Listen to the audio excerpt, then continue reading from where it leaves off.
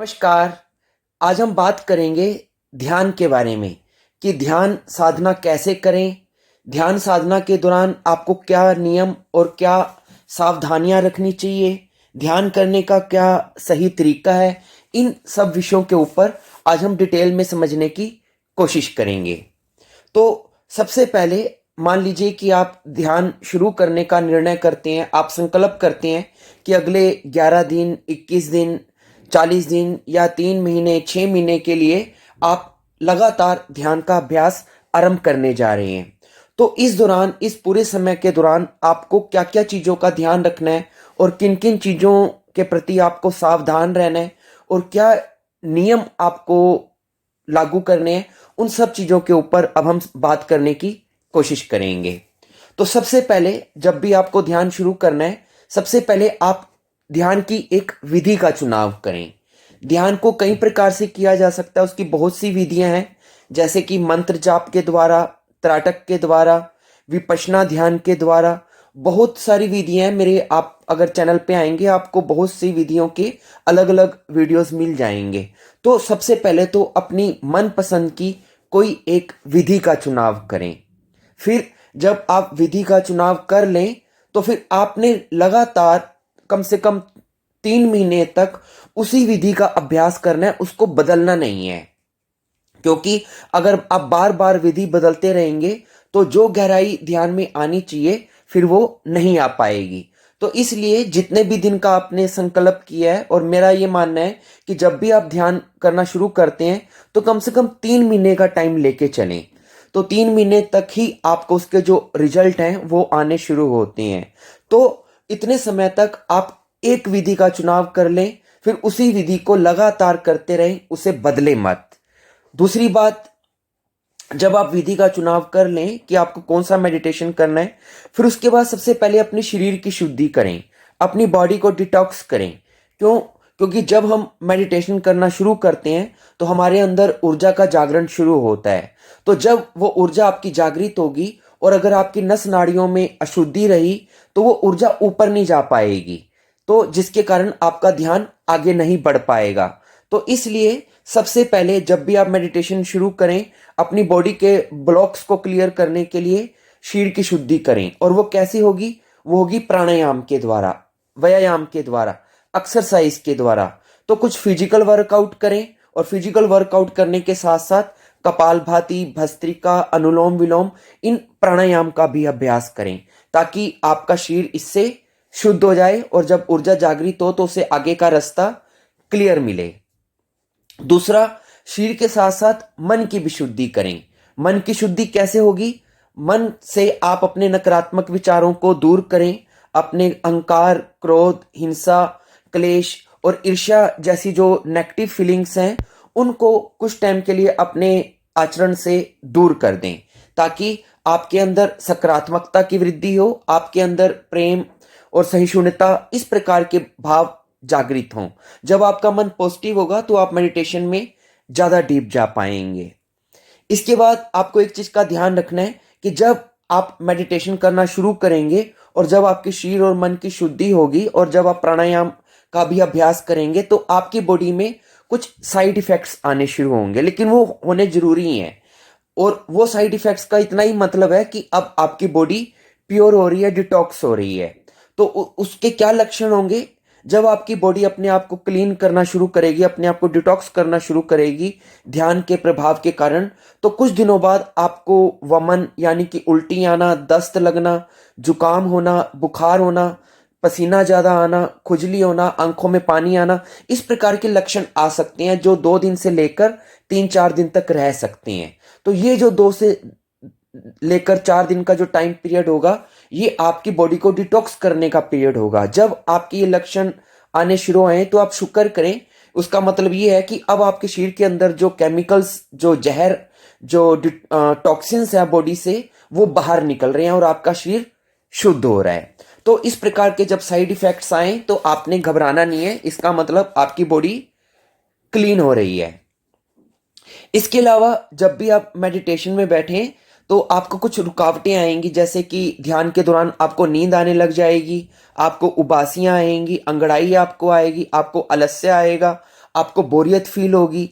तो इन चीजों से बचने के लिए आपको क्या करना है, जब भी आप ध्यान में बैठें तो फ्रेश होके बैठें, मल त्याग करके, पेट को हल्का करके, नहा धो के आपको बैठना है, ताकि शरीर में एक ताजगी आ जाए और नींद की जो समस्या है वो आपकी दूर हो जाए। और जब ध्यान में बैठें तो आपके वस्त्र ढीले ढाले होने चाहिए, लूज ड्रेसेस आपको डालकर बैठना है। क्योंकि क्या होता है, अगर आपके कपड़े टाइट अगर हुए, खासकर अगर कमर से आपके कपड़े टाइट हुए, तो जब मेडिटेशन के इफेक्ट से जब आपकी एनर्जी उठनी शुरू होगी, तो अगर आपकी कमर पे टाइट बंधन हुआ तो एनर्जी पूरी तरह से ऊपर की ओर गति नहीं कर पाती है। तो इसलिए जरूरी है कि आपकी बॉडी लूज रहे, जो कपड़े आपने डाले हैं वो भी लूज रहे, ताकि एनर्जी को गति करने में कोई दिक्कत ना आए। उसके बाद स्थान का चुनाव करें कि कौन से स्थान पर आपको ध्यान करना है। जो भी ध्यान आप स्थान का चुनाव करें, बेहतर होगा कि वो एकांत में हो, वहां पर कोई शोर शराबा ना हो, प्राण वायु यानी कि शुद्ध वायु वहां पर आती हो, शांति हो। बेहतर होगा अगर आप किसी खेत खलिहान, बगीचे में, नदी के किनारे, मंदिर में, ऐसे किसी स्थान पर जो ऊर्जावान क्षेत्र होते हैं, ऐसे स्थान पर बैठकर आप ध्यान करें। लेकिन अगर आपको ऐसा स्थान उपलब्ध नहीं होता है तो घर का ही कोई स्वच्छ और शांत भाग, जहां पर कम शोर शराबा हो, उस स्थान को आप चिन्हित कर लें और उस स्थान पर ही हर रोज ध्यान करें। और याद रखें, आपको बार बार अपने स्थान को बदलना नहीं है, क्योंकि एक बार जब आप किसी स्थान पर बैठकर ध्यान करना शुरू कर देंगे तो आपकी एनर्जी वहां पर इकट्ठी होनी शुरू हो जाएगी, आपकी तरंगे उस स्थान को घेरना शुरू कर देंगी। तो जब आप 2-4 दिन उसी स्थान पर बैठकर ध्यान करेंगे और जब अगले दिन फिर से उस स्थान पर बैठकर आप ध्यान करने लगेंगे, तो जो एनर्जी जो ऑलरेडी आपकी वहां पर स्टोर हो चुकी है वो एकदम वापस आपको मिलनी शुरू हो जाएगी। तो इसलिए किसी भी स्थान पर जब ध्यान करें तो उसी स्थान पर बैठकर करें, उसको बार बार बदले मत। उसके बाद आसन। आप जब भी ध्यान में बैठें तो कोई बहुत ज्यादा मुश्किल आपको आसन नहीं लगाने हैं, पद्मासन वगैरह। अगर आप बैठ सकते हैं तो अच्छी बात है, नहीं तो आप सुख आसन यानी कि आराम से चौकड़ी मारकर भी बैठ सकती हैं। और जब आपका आसन दुखने लगे तो आपने चिंता नहीं करनी है, 5-10-20 मिनट बाद आपकी टांगे सुन होनी शुरू हो जाएंगी, आपको दर्द करनी शुरू हो जाएंगी। तो कोई बात नहीं, आप हल्का सा उसको थोड़ा सा हिलाकर लेग्स को चेंज कर लें और फिर से बैठ जाएं। और जब आप ध्यान में बैठें तो अपने दोनों हाथों को ज्ञान मुद्रा यानी कि अपने अंगूठे से, अपने अंगूठे की साथ वाली जो उंगली है उसको अपने अंगूठे से नीचे दबा के रखें और बाकी की 3 उंगलियों को सीधा करके रखें। तो ये ज्ञान मुद्रा बन जाएगी। तो इस प्रकार से अपने दोनों हाथों को घुटनों पे ज्ञान मुद्रा में बना के रखें, तो इससे आपकी ऊर्जा संचित होती रहेगी और वो लूज नहीं होगी। और जब आप ध्यान में बैठें तो अपनी रीढ़ की हड्डी को सीधा रख के बैठें, आपने झुक कर नहीं बैठना है। क्योंकि अगर आपकी बैकबोन, आपकी स्पाइन स्ट्रेट होगी तभी आपकी जो ऊर्जा है वो ऊपर की चक्रों में जानी शुरू होगी। लेकिन अगर आपकी रीढ़ की हड्डी झुकी रही तो ऊर्जा वहां पर रुक जाएगी और ऊपर नहीं जा पाएगी। इसलिए रीढ़ की हड्डी को सीधा रखें और लेटकर ध्यान मत करें, क्योंकि अगर आप लेटकर ध्यान करेंगे तो आपको नींद आनी शुरू हो जाएंगी, और विचार भी आपको ज्यादा तंग करेंगे। अगर हम बैठकर ध्यान करते हैं तो हमारा होश ज्यादा अच्छी मात्रा में बना रहता है और हमें नींद भी नहीं आती है। इसलिए बैठकर रीढ़ की हड्डी को सीधा रखते हुए आपको ध्यान करना है। इसके अलावा जब बैठें तो आप, अगर सुबह का टाइम है तो पूर्व दिशा की ओर और शाम का टाइम है तो पश्चिम दिशा की ओर मुंह करके बैठें, यानी कि सूर्य की ओर मुंह करके बैठना है, ताकि इस तरह से बैठने से भी आपको जो वाइब्रेशंस हैं वो आपको ज्यादा सपोर्टिव रहेंगी। और जब आप ध्यान में बैठें तो अपने नीचे या तो आप कुश का आसन लगा के रखें या चटाई बिछा के बैठें या कंबल को 4 तहों में लगाकर उसको अपने नीचे रखें, या लकड़ी की चौकी होती है उसके ऊपर बैठ सकते हैं। इन सब आसनों में बैठने पर आपको ये लाभ होगा कि आपकी जो बॉडी की एनर्जी है वो पृथ्वी के गुरुत्वाकर्षण के कारण खोएगी नहीं, लीक नहीं होगी, और आपकी एनर्जी वापस अपने बॉडी के अंदर ही सर्कल में घूमना शुरू हो जाएगी। तो आपको इन्हीं किन्हीं आसनों में से ही किसी आसन में बैठना है, नंगी जमीन पे नहीं बैठना है, ना ही किसी प्लास्टिक के आसन पे या कुर्सी पे आपको बैठना है। अगर कुर्सी पे बैठते हैं तो लकड़ी की कुर्सी होनी चाहिए।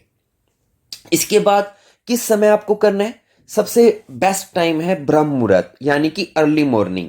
सुबह 4 बजे से लेके 6 या 7 बजे के बीच में आप किसी भी समय बैठ सकते हैं। लेकिन अगर आपको सुबह सुबह का समय नहीं मिलता है तो आप शाम के समय, यानी कि जब सूर्यास्त होता है उस दौरान बैठ सकते हैं, या आप देर रात सभी काम जब आप निपटा लें, जब बिल्कुल शांति हो जाए तो देर रात भी आप बैठ सकती हैं। या अगर आपको इन तीनों समय में से भी कोई समय नहीं मिलता है तो ध्यान का कोई समय नहीं है, आपको जब भी समय मिले आप तब भी बैठ सकते हैं। लेकिन एक चीज का ध्यान रखना है कि जो समय आपने नियत किया है उसी समय हर रोज बैठने की कोशिश करें, बार बार समय को बदलें मत।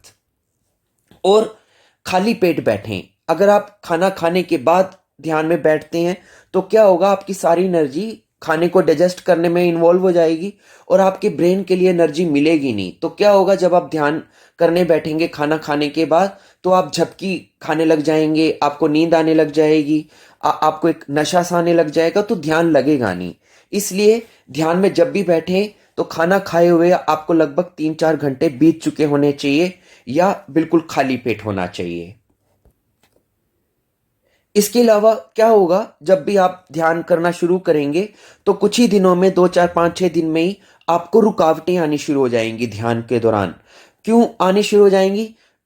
आपको मालूम है प्राचीन काल में जब ऋषि मुनि ध्यान करते थे, तपस्या करते थे, यज्ञ करते थे, तो असुर राक्षस लोग उनके यज्ञ में हड्डियां घेर देते थे ताकि उनका जो यज्ञ है वो अशुद्ध हो जाए, भंग हो जाए।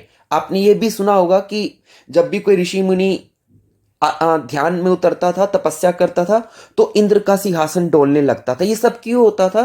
क्योंकि उसको ध्यान में गति ना करने दिया जाए, उसके ध्यान को भंग किया जाए। तो आप भी जब ध्यान करेंगे तो प्रकृति आपकी भी ध्यान को भंग करने के लिए, या आपका मन ही आपके ध्यान को भंग करने के लिए कुछ कुछ रुकावटें पैदा करेगा। आपको कुछ संसारिक काम ऐसे आ जाएंगे कि कहीं जाना पड़ जाएगा, कभी आपका शरीर अस्वस्थ हो जाएगा, कभी आपका मन उचाट हो जाएगा, कभी आपको बोरियत आने लगेगी, कभी आपका धैर्य जवाब देने लग जाएगा कि कुछ रिजल्ट नहीं आ रहे हैं। मतलब कुछ ना कुछ रुकावट आपकी ध्यान में आने लग जाएगी। तो जब भी रुकावट आए आप सावधान हो जाएं और आप कोशिश करें कि अपनी जो दिनचर्या है रोज का ध्यान करने की, उसको तोड़े मत। दूसरी बात, आपको कोई भी दिन मिस नहीं करना है, यानी कि निरंतरता बनाए रखनी है। हर रोज मेडिटेशन करना है। एक भी दिन आप कोशिश करें कि नागा ना हो।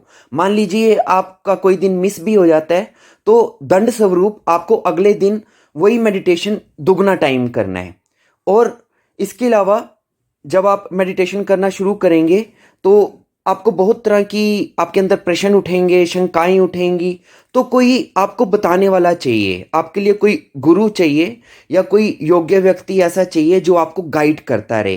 क्या होता है कि जब जो रोगी होता है उसको अपने रोग को स्वयं को समझने को, और उसे क्या दवा चाहिए, क्या परहेज करना चाहिए, कैसे उसकी बीमारी ठीक होगी, रोगी को खुद नहीं पता चलता है। उसको डॉक्टर ही बताता है कि आपको ये करना है, तब वो ठीक होता है। ऐसे ही साधक को भी अपनी साधना के दौरान कई प्रकार की परेशानियां आती हैं तो जिसको वो खुद सोल्व नहीं कर पाता है। तो ऐसे में अगर आपको कोई गुरु मिले तो ठीक, नहीं तो कोई भी अनुभवी व्यक्ति जो इस लाइन में जानकारी रखता हो उसके आप टच में रहें, और कभी भी कोई भी समस्या आए तो उससे इस बात को लेकर उससे समाधान करने की कोशिश करें। अगली बात कि जब भी आप ध्यान में बैठे तो ऐसे ही कुतूहलवश न बैठ जाएं कि वो चलो देखते हैं, हम भी ट्राई करते हैं, लेट्स ट्राई। नहीं, ध्यान एक बहुत ही एक जेन्युइन प्रोसेस है। इसके लिए जरूरी है कि आपके मन में जो ध्यान आप करने जा रहे हैं उसके प्रति आपके मन में श्रद्धा और विश्वास होना चाहिए। आपको ये लगना चाहिए कि हाँ, जो भी चीज़ मैं करने जा रहा हूँ वो ऑथेंटिक है, प्रमाणिक है और मैं इसमें जरूर सफल होऊंगा। लेकिन अगर आप डाउट को लेके बैठेंगे और ऐसे ही बैठ जाएंगे चलो ट्राई करते हैं, तो आप ज़्यादा डीप नहीं जा पाएंगे। इसके अलावा अपनी डाइट को बी केयरफुल रहें, अपनी डाइट के प्रति ध्यान रखें कि उस दौरान जिस दौरान आप मेडिटेशन शुरू करेंगे उन दिनों में आपका जो आहार है वो सात्विक होना चाहिए, सतोगुणी होना चाहिए, सादा होना चाहिए, जल्दी हजम हो जाने वाला चाहिए। और आपको ताजे पदार्थ खाने हैं, फल, सलाद, दूध, दलिया, इस प्रकार की आपको डाइट लेनी है, यानी कि सात्विक आहार। और आपको क्या नहीं लेना है, अधिक मिर्च मसाले वाले आहार आपको नहीं लेने हैं, मांसाहार नहीं करना है, और मदिरा नहीं आपको लेनी है, कोई मादक पदार्थ का सेवन नहीं करना है, तले पकवान नहीं खाने हैं, मीठी चीज़ें ज़्यादा नहीं खानी है, और गर्म तासीर वाली चीज़ें आपको ज़्यादा नहीं खानी है। तो डाइट का अपना ध्यान रखना है। इसके अलावा ब्रह्मचर्य का पालन करें, सेलिबेसी को फॉलो करें, ताकि आपकी जो एनर्जी है वो अपवर्ड ही मूविंग रहे, वो डाउनफॉल उसका ना हो। तो कोशिश करें कि उस दौरान आप पूरी तरह से ब्रह्मचारी रह पाएं। और एक चीज और आपको आएगी, जब आप ध्यान में थोड़ा डीप जाना शुरू हो जाएंगे तो क्या होगा, पहले पहले आपको थोड़ा सा उदासी और एक तरह का भारीपन आना शुरू हो जाएगा। आपने देखा, इसका मैं एक उदाहरण के रूप में आपको समझाने की कोशिश करता हूं। आपने देखा होगा कि जब सांप सांप की जब केंचुली उतरने वाली होती है तो उसकी चाल बड़ी धीमी हो जाती है, उसका शरीर भारी हो जाता है और वो एक ही जगह पे पड़ा पड़ा ही अपना समय निकालना शुरू कर देता है, यानी कि उसकी जो लाइफ है वो थोड़ी स्ट्रगल में आ जाती है जब उसकी स्किन चेंज होने वाली होती है। लेकिन जब एक बार जब उसकी केचली उतर जाती है और जब वो पुरानी त्वचा से मुक्त होकर जब उसकी बॉडी में नई त्वचा स्किन आ जाती है तो वो बहुत ही फुर्तीला और चुस्त दुरुस्त हो जाता है और उसकी स्किन भी कितनी ग्लो करती है, जैसे एक नई रिफ्रेश एनर्जी उसमें आ जाती है। ऐसे ही साधक के साथ भी होता है। जब आप साधना करेंगे और थोड़ी जब गहराई में जाना शुरू होंगे तो आपके अंदर भी शुरू शुरू में कुछ दिन बीतने के बाद आपके अंदर थोड़ा भारीपन और एक विरक्ति सी आनी शुरू हो जाएगी। लेकिन जब एक बार आप उस ट्रांजैक्शन पीरियड से निकल जाएंगे तो आपके अंदर भी फिर उसी प्रकार चुस्ती और दुरुस्ती आनी शुरू हो जाएगी जैसे सांप की केंचुली उतरने के बाद आती है। तो इस चीज का भी अगर आप, ये टाइम पीरियड आएगा इसलिए आपने इसको ध्यान रखना है।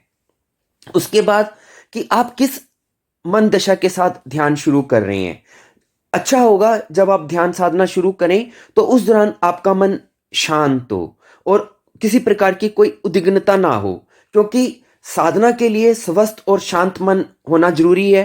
चित्र को एकाग्र करके मन को सब ओर से हटाकर श्रद्धा और भक्ति भावना से ही आपको साधना में उतरना चाहिए। अगर आपका मन उद्विग्न है, अशांत है, चिंतित है, उत्तेजित है, भय और आशंका से ग्रस्त है तो आपका मन एक जगह ठहर नहीं पाएगा, टिक नहीं पाएगा। वो आपका मन इधर उधर ही डोलता रहेगा, कभी डरेगा तो कभी अपनी समस्याओं के विषय में ही सोचता रहेगा। फिर ऐसी स्थिति में आप ध्यान कैसे कर पाएंगे?